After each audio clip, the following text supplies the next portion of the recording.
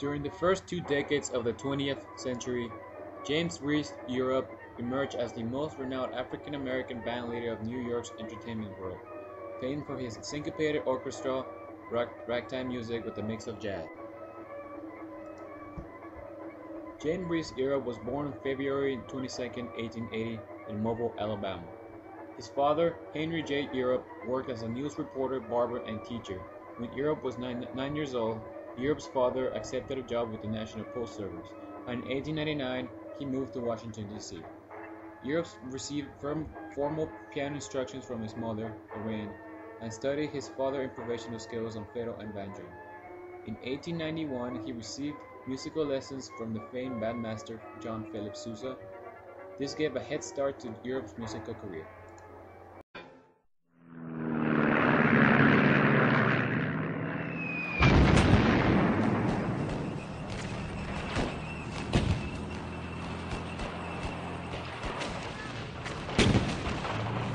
Jazz seemed to so much capture the absurdity of the modern world. Because, of course, the modern world had become absolutely absurd because of World War I.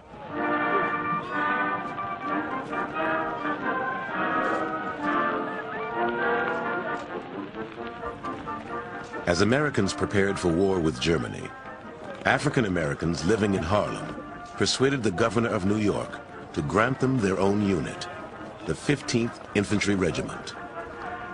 They would also need their own regimental band. The man who was asked to lead it was James Reese Europe, the best-known orchestra leader in New York, who had begun to incorporate elements of jazz into his infectious, syncopated ragtime music.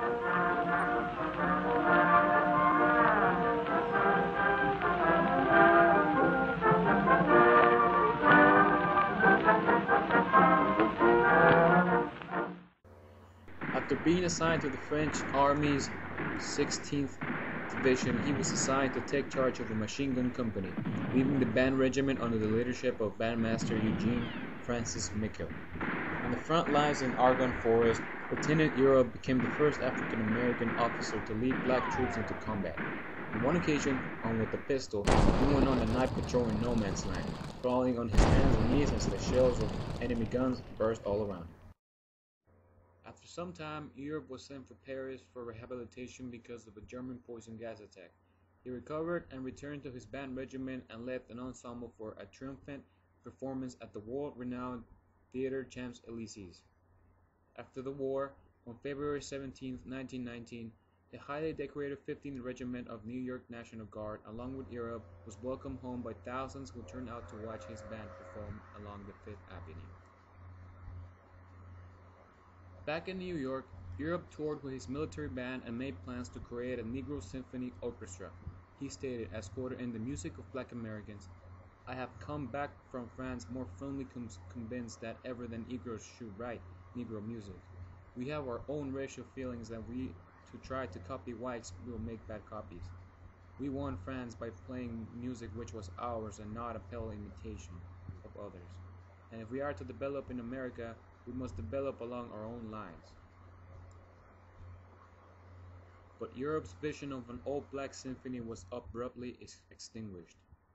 On May 19, 1919, when inexplicably he was stabbed to death by his 16-year-old snare drummer, Herbert Wright, in the dressing room of the Boston Mechanic Hall. Despite his untimely and dreadful death, Europe's commitment to the creation of a unique African-American music would ultimately emerge in a new form. This form will be known as jazz.